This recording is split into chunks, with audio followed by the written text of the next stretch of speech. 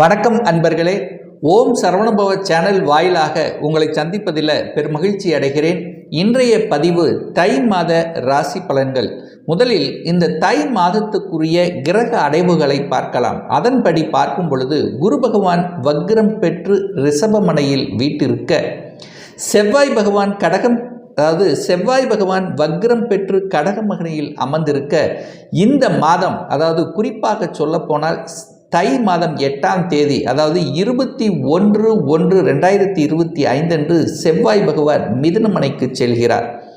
சந்திர பகவான் இந்த மாதத்தினுடைய தொடக்கத்தில் கடகமனையில் ஆட்சி பலத்துடன் வீட்டிருக்க, கேது பகவான் கன்னிமனையிலும் ராகு பகவான் மீனமனையிலும் வீட்டிருக்க, புதன் பகவான் தனுசு மனையில் இந்த மாதம் தை மாதம் 11ஆம் தேதி என்று 24/1/2025 அன்று புதன் பகவான் தனுசு மனையிலிருந்து மகர மனைக்கு பெயர்ச்சியாகிறார்.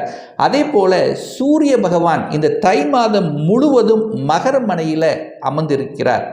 சுக்கிர பகவான் கும்பமனையில் வீட்டிருக்க எதுவரைக்கு இருக்காருன்னா தை மாதம் 15ஆம் தேதி 28/1/2025 அன்று சுக்கிர பகவான் கும்பமனையிலிருந்து மீனமனைக்கு பயிற்சியாகிறார். கும்பமனையில் சனி பகவான் ஆட்சி பலம் மூல திரிகோண பலத்துடன் வலிமையாக இருக்கக்கூடிய இந்த கிரக அமைப்புகளின் அடிப்படையில் இந்த தை மாதத்தில் என்ன மாதிரியான பலன்கள், சாதக பலன், எதை செய்யலாம் எதை செய்யக்கூடாது, எந்த தெய்வ வழிபாடு உகந்தது என்பதை பற்றித்தான் டீட்டெயிலாக நம்ம பார்க்க போகிறோம்.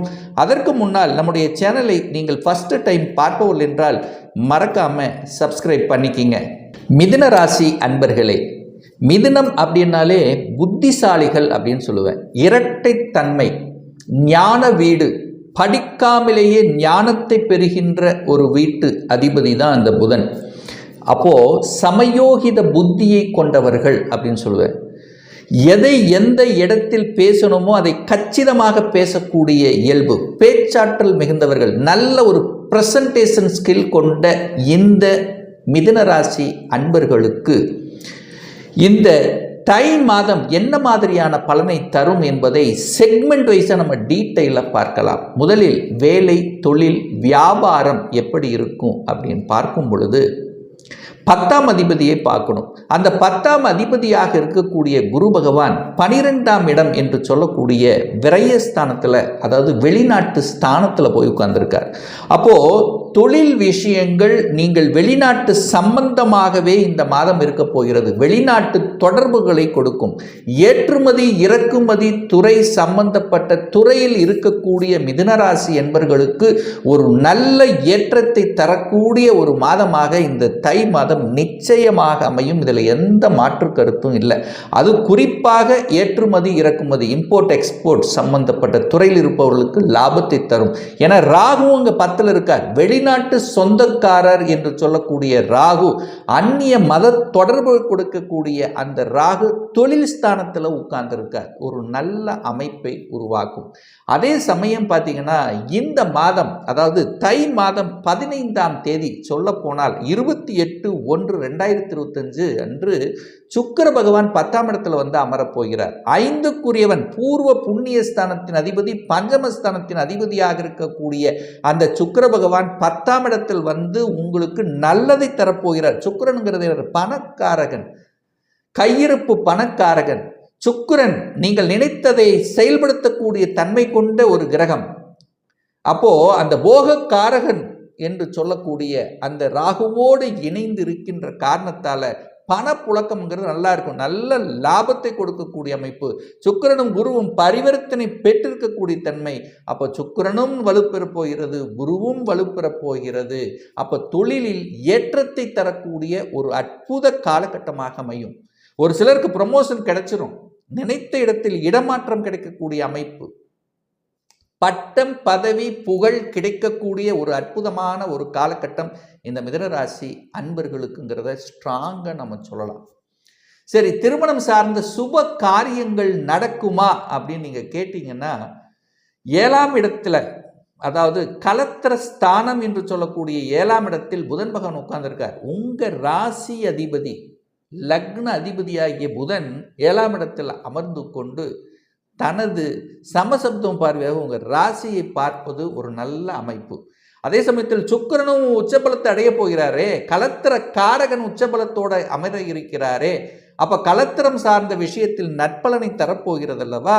அப்ப திருமண காரக கிரகமான சுக்கிரன் வலுப்பெற்றிருக்கக்கூடிய இந்த தை மாதத்தில் திருமணம் சார்ந்த சுப காரியங்களுக்கு அடித்தளம் போடக்கூடிய ஒரு அற்புதமான ஒரு காலகட்டம் அப்படின்னு சொல்லுவேன். கணவன் மனைவி செட்டில் ஆகக்கூடிய தன்மை, தொழில் ரீதியாக சரி, அல்லது அதாவது வீடு வண்டி வாகனம் வாங்கக்கூடிய யோகமும் இந்த காலகட்டத்தில் இருக்குன்னு சொல்லுவேன். திருமணமாகி அதற்கப்புறம் உங்களுக்கு நல்லபடி மாற்றங்கள், எதிர்பாராத விதத்தில் மாற்றங்கள். வீடே பார்த்தீங்கன்னா இது வரைக்கும் அந்த எண்ண ஓட்டங்களே கொடுக்காது. வீடு வாங்கலாமா வேண்டாமா அப்படிங்கிற ஒரு இரட்டைத்தன்மை நிலைப்பாடு உண்டு. உங்களுக்கு நிச்சயமாக இந்த தை மாதத்தில் வீடு வாங்கிவிடலாம் என்கின்ற எண்ணத்தை கொடுத்து அந்த வீடு வாங்கக்கூடிய யோகத்தையும் கொடுத்துவிடும். ஏன்னா சுக்கிரன் 10ஆம் இடத்துல போய் மாளவிய யோகத்துடன் இருந்து 10ஆம் இடத்திலிருந்து தனது சமசப்தம் பார்வையாக 4ஆம் இடத்தை பார்க்கிறார். 4ஆம் இடம் என்பது வீடு வண்டி வாகனத்தை குறிக்கக்கூடிய இடம் அல்லவா? அந்த இடத்தையே சுக்கிரன் பார்க்கிறது ஒரு நல்ல அமைப்பு. குருவும் பார்க்கிறார். சுபத்துவமாக இருக்கக்கூடிய 4ஆம் இடம் உங்களுக்கு ஆசைப்பட்ட விஷயத்தை, நீங்கள் ஆசைப்பட்ட அதாவது வீட்டுக்காக இருந்தாலும் சரி அல்லது வாகனமாக இருந்தாலும் சரி, அத்தனையும் நிறைவேற்றக்கூடிய ஒரு காலகட்டமாக அமையும். இதில் மாற்று கருத்துமே கிடையாது. சுகபோகங்களை அள்ளித்தரக்கூடிய ஒரு காலகட்டமாக இந்த தை மாதம் மிதுன ராசினருக்கு நிச்சயமாக அமையும். சரி, அடுத்த குழந்தைகளின் நலன் சார்ந்த விஷயங்கள் எப்படி இருக்கும் அப்படின்னு நீங்கள் கேள்வி கேட்டீங்கன்னா, 5க்குரியவன் 5ஆம் இடம்தான் அந்த குழந்தை ஸ்தானம் அப்படின்னு சொல்லுவோம். அந்த குழந்தை ஸ்தானத்தின் அதிபதி இப்போ எங்கே இருக்கார்? 9ஆம் இடத்துல பாக்கியஸ்தானத்தில் அமர்ந்திருக்கார். அதுவும் நல்ல ஒரு இடத்துல தான் இருக்கார். 5க்குரியவன் 10ல் போய் அமர போகிறார். இப்போ படித்த படிப்புக்குண்டான வேலை கிடைக்கும் குழந்தைகளுக்கு. இப்போ ஒரு ஃபைனல் இயர் படிச்சுட்டு இருக்காங்கன்னா பிளேஸ்மெண்ட் சம்மந்தப்பட்ட ஒரு இது நடக்குது அப்படின்னா பிளேஸ்மெண்ட்டில் பிளேஸ் ஆகக்கூடிய வாய்ப்புகள் 100% இந்த மாதம் தை மாதம் இருக்கிறது அப்படிங்கிறத ஸ்ட்ராங்காக நம்ம சொல்லிக்கலாம். அப்போ குழந்தைகள் வெளிநாட்டில் சென்று படிக்கக்கூடிய யோகம் இருக்கிறது. அடிஷ்னல் கோர்ஸ் எடுத்து படிக்கக்கூடிய வாய்ப்புகள் இருக்கு. இதுவரைக்கும் மந்தத்தன்மை டல்லாக இருந்தவங்க கூட இப்போ ஒரு ஸ்ட்ராட்டஜிக் பிளான் வச்சிருப்பாங்க, ஒரு டார்கெட் வச்சிருப்பாங்க. அந்த வச்சு படிக்கக்கூடிய அமைப்புங்கிறது இந்த மாதம் பிரமாதமாக இருக்கு. அப்போ குழந்தைகள் நன்றாக இருக்க போகிறது. குழந்தை பாக்கியம் இல்லாத தம்பதிகளுக்கு குழந்தை பாக்கியம் கொடுக்க போகுதுன்னு சொல்லலாம். ஏன்னா 5க்குரியவன் உச்ச பலத்தோட போக போகிறார். 5க்குரியவன் வலிமை பெற்றிருக்க போகிறார். அப்போ ஏன் குழந்தை பாக்கியம் கொடுக்காது? நிச்சயமாக கொடுக்கும். குழந்தை பாக்கியத்துக்காக நினைத்து கொண்டு அதற்கான முயற்சியில் இருக்கக்கூடிய அத்துணை மிதுன ராசி என்பவர்களுக்கு சாதகமான ஒரு சூழல் என்பது இந்த தை மாதம் 15க்கு அப்புறம் திருப்திகரமாக இருக்கு அப்படிங்கிறத 100% நம்ம சொல்லலாம். சரி, கடன் கிடைக்குமா? கடன் சார்ந்த விஷயங்கள் எப்படி இருக்கும்? கடனை அடைக்கக்கூடிய தன்மை இருக்கா அப்படின்னு பார்த்தீங்கன்னா, 6ஆம் இடத்தை அந்த குரு பார்த்துட்டே இருக்கார். கடன் இருக்கு, கடன் இருக்கு, கடனை அடைச்சிடலாம். கடன் என்கின்ற எண்ண ஓட்டத்தை கொடுக்கும். கடன்காரன் கழுத்தை பிடிச்சிருவான்னா நிச்சயமாக இல்லை. கடன் இருக்கும். அந்த கடனை சுப கடன்களாக கன்வெர்ட் பண்ணிக்கிறது நல்லது. கடன் தன்னுடைய தொழிலை அபிவிருத்தி பண்ணுவதற்காகவோ அல்லது வீடு வண்டி வாகனத்துக்கு வாங்குவதற்கோ அல்லது குழந்தைகளுடைய படிப்புக்காக கடன் வாங்குறதோ, இந்த மாதிரி கடன் என்பது ஏதாவது ஒரு ரூபத்தில் இந்த மிதுனராசி அன்பர்களுக்கு இருந்து கொண்டு தான் இருக்கும். அதில் மாற்று கருத்து இல்லை. சரி, எந்த விஷயத்தில் நம்ம கொஞ்சம் ஜாக்கிரதையாக இருக்கணும்? ஹெல்த் விஷயத்தில் சூரியன் 8ல் இருக்கார். ஹீட்டு உஷ்ணம் சம்பந்தப்பட்ட விஷயத்தில் கவனமாக இருக்கணும். 3ஆம் அதிபதி 8ல் இருக்கார். 3க்குரியவன் 8ல் போய் இருக்கிறதுனால 3ஆம் இடம் அப்படிங்கிறது சில சமயங்களில் மனக்குழப்பத்தை கொடுக்கக்கூடிய அமைப்பை உருவாக்கிறோம். ஏன் இதை ஸ்ட்ராங்காக சொல்கிறேன்னா, இந்த புதன் பகவான் பார்த்தீங்கன்னா தை 11ஆம் தேதிக்கு அப்புறம் 8ல் போய் மறைகிறார். அப்போ புதன் போய் 8ல் மறைகிறார். அப்போ உங்கள் லக்னாதிபதி ராசி அதிபதி 8ல் போய் மறைகிறது. ஆனால் மறைந்த புதன் நிறைந்த அறிவை தருவார். அதில் எந்த மாற்று கருத்து இல்லை. ஆனால் இந்த டாக்குமெண்ட் சம்பந்தப்பட்ட விஷயத்தில் கவனமாக இருக்கணும். அப்போது எந்த டாக்குமெண்ட்டை நீங்கள் கையாண்டாலும் சரி, பத்திரப்பதிவாக இருந்தாலும் சரி, யாருக்கும் ஜாமீன் கையெழுத்து போடக்கூடாது அப்படிங்கிறதையும் ஞாபகத்தில் வச்சுக்குங்க. ஏன்னா புதன் போய் 8ல் மறைகிறதுனால இந்த தகவல் தொடர்பு துறையில் வரக்கூடிய சில விஷயங்களில் ரொம்ப கவனமாக இருக்கணும். இந்த மெசேஜ் வருது, அதன் மூலமாக ஷேர் மார்க்கெட். ஸோ இந்த மாதிரி யூகம் சம்பந்தப்பட்ட விஷயத்தில் கொஞ்சம் கவனமாக இருக்கணும். ஆனால் அதே சமயத்தில் பார்த்தீங்கன்னா கெடுதல்களை செய்து விடுமா அப்படின்னா சில விஷயங்களின் நன்மை பயக்கக்கூடிய விஷயங்களும் இருக்கு. ஏன்னா குரு 12ஆம் இடத்திலிருந்து 8ஆம் இடத்தை பார்க்கிறார். ஸோ எந்த விஷயம் உங்களுக்கு நல்ல விஷயமாக இருக்குன்னா வெளிநாட்டு தொடர்புகள் சம்பந்தப்பட்ட விஷயங்கள் உங்களுக்கு நல்லதாக இருக்கும். வெளிநாட்டில் போய் வேலை பார்ப்பது, ஏன்னா புதன் போய் 8ல் உட்கார்றாரு, குருவனுடைய பார்வை பெற்றிருக்கு, புதன் வந்து சுபத்துவமாகிறார். அப்போ தகவல் தொடர்பு துறையில் இருக்கக்கூடிய இந்த மிதுனராசி என்பவர்கள் வெளிநாட்டுக்கு சென்று வேலை பார்க்கக்கூடிய சந்தர்ப்ப சூழ்நிலைகளை உருவாக்கும். அதில் நீங்கள் தயாராக இருந்துக்குங்க. இதில் ஒரு மாற்றம் கிடைக்கும். அந்த மாற்றத்தை கெட்டியாக பிடித்து கொள்ளுங்கள், நன்மையை நடக்கும். ஏன்னா புதன் 8ல் போய் மறைஞ்சு நிறைய அனுபவ பாடத்தை உங்களுக்கு கற்றுக் கொடுப்பார். சரி, தன வருவாய் திருப்திகரமாக இருக்குமா? பொருளாதார மேம்பாடு எப்படி இருக்கும்னா 2ஆம் அதிபதி இந்த மாதத்தினுடைய தொடக்கத்திலேயே ஆட்சி பலத்தோட வலிமையாகத்தான் இருக்க போகிறார். குரு 12ல் இருக்கார். சுக்கிரனும் குரு பரிவர்த்தனை பெற்றிருக்கு.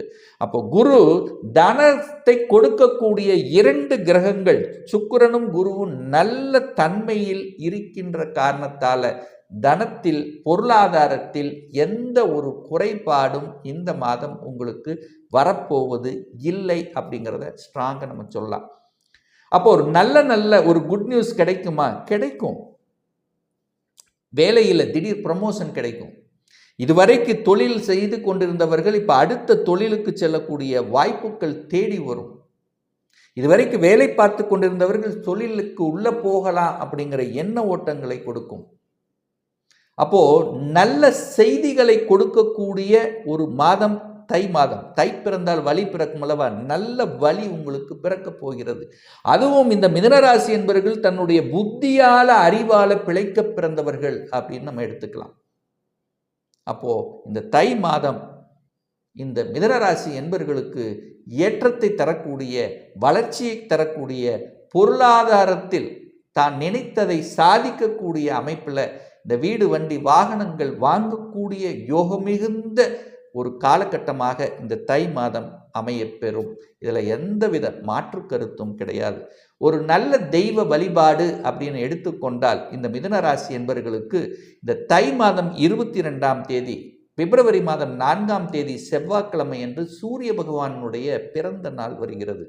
ஸோ அன்றைய தினம் இந்த மிதுனராசி என்பவர் யாருக்கெல்லாம் சூரிய திசை சூரிய புத்தி நடந்து கொண்டிருக்கிறதோ, யாரெல்லாம் தன்னுடைய முயற்சியினால ஜெயிக்க முடியல, தன்னம்பிக்கை இல்லாமல் இருக்கிறீர்களோ, யாருக்கெல்லாம் தகப்பன் சார்ந்த விஷயத்தில் பிரச்சனையா இருக்கு, சொத்து பிரச்சனை, பாக பிரச்சனை, இந்த மாதிரியான பிரச்சனை இருக்கிறதோ, யாருக்கெல்லாம் தனக்கு உயர்வு மேலே போக முடியல, ஒரு ப்ரமோஷன் கிடைக்கல என்று இருக்கிறீர்களோ, அன்றைய தினம் நவ கிரகங்கள் இருக்கக்கூடிய சூரிய பகவானை சென்று வழிபடுவது, உங்கள் ஊருக்கு பக்கத்தில் இருக்கக்கூடிய சிவாலயத்தில் இருக்கக்கூடிய சூரிய பகவானை வழிபடுவது, அல்லது கும்பகோணத்துக்கு பக்கத்தில் இருக்கக்கூடிய சூரியனார் கோயிலுக்கு சென்று வழிபடும் போது நிச்சயமாக உங்களுக்கு நல்லது நடக்குங்கிறதுல எந்தவித மாற்று கருத்தும் கிடையாது.